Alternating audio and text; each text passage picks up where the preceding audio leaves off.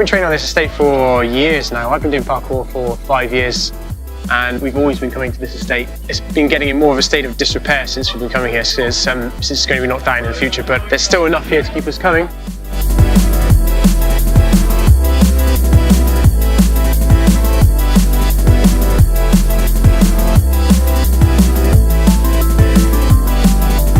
The main thing is because it's got a good grip on your hand. The angle like that means that your hand can go over it. Like a normal wall is like 90 degrees, so you've got that. But because you've got your fingers involved with more of this, it's a lot easier to pull on it. So it actually helps you get over. So once you're on the top of the wall, you can actually climb over it easier rather than falling back.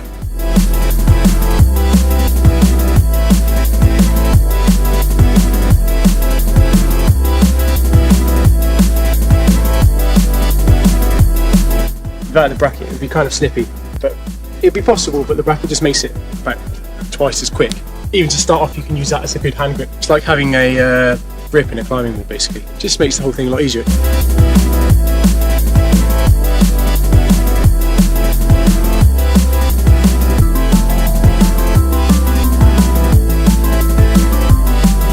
We can put a jump anywhere with this. It's got kind of handles on it as well, so we can move it around, but we can use it for all kinds of things. Like we're using it for a running cat leap here, potentially what would be a running precision where you get 2 feet on top if we can get that high, like Rich is trying now. There we go, almost. The bonus is that if he knows he can make it from that distance, then you can move the brick a bit further, a couple of inches, and just keep moving it back until you find your limit, and then that'll get you prepared for a future jump, which is obviously a lot harder, a lot further you'll be able to make it because you've tested the distance in a safe way. If you had 2 as well, you could even jump one to the other, create your own jumps. But it's just a very versatile thing, really. I think the metal one kind of digs into your fingers a little bit. They kind of hurt after a while of carrying, so if it was something that was a bit more rounded, it's got a decent flat top and it's flat underneath as well, so it's not going to wobble around. That's quite a good size and it's a good weight as well. It's obviously not too heavy and you can move it around quite easily.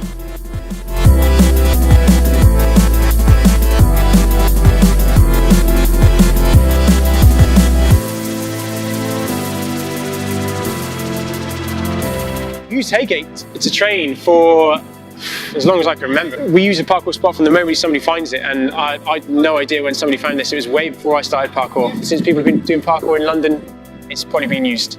It's an obvious parkour spot. Like you see today, it's always quite busy, especially on weekends. We've had all nationalities here. I mean, there's loads of different groups. Today we've got some people from Spain, France, Finland, all over England as well. Scotland and Wales. We get people from all over the world. People will come here and they'll train because they've seen it in videos on YouTube. It's happened in Heygate a few times. People will turn up and they'll say, "What are you doing? I like the look of it. Can I give it a go? Do you do classes?" All this kind of thing. Sometimes we'll teach them there and then. They'll come along to a class, but generally, because parkour is growing in such a massive way, places like the Heygate are very useful in that we can take people there to teach classes, and people who live there and nearby actually find it a lot easier getting to these classes because we can do them in specific parts of London.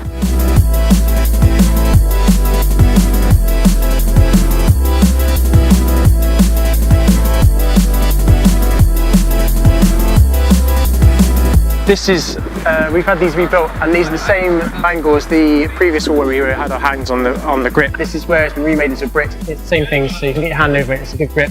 You can jump to it, so you can climb up to it. Obviously you've got a number of bricks, so you can set it for a certain length, and if you put on top of a flat wall, this is a bit more sturdy. But that does the same thing.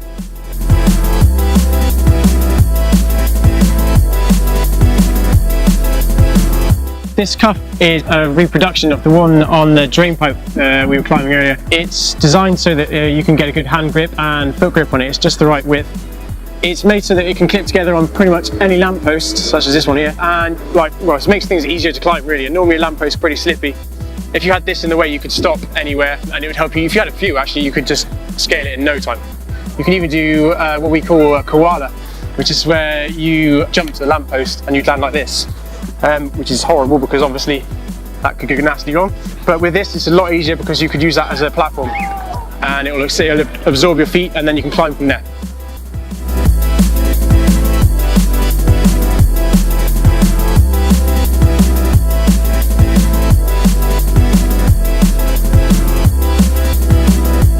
This is a replica of the portable block that we were using earlier. It's been adapted. It's got easier to carry handles So these won't cut into your fingers that the piece of metal would do. It's exactly the same shape and size, so it's just as portable. It's grippy as well, so it's got the same kind of sort of brick texture. So there's not going to be any slipping when you're taking off doing any large jumps.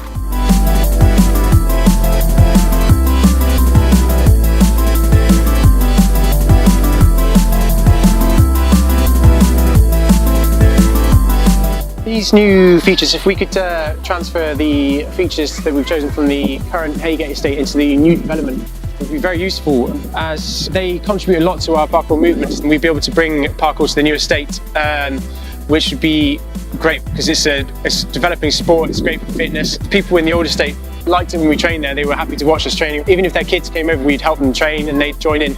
And it's been proven to reduce crime as well, actually. And we've had a lot of kids who have gone through a system of classes that we did. And I think that would really help. Then that would help parkour, and it would help the community in general as well. People would expect us to be there. They wouldn't worry that we'd be breaking things and causing trouble, which we don't anyway. But that's how they view us. So if we had specific areas for that, yeah, that'd be great. It'd be a dream come true, really.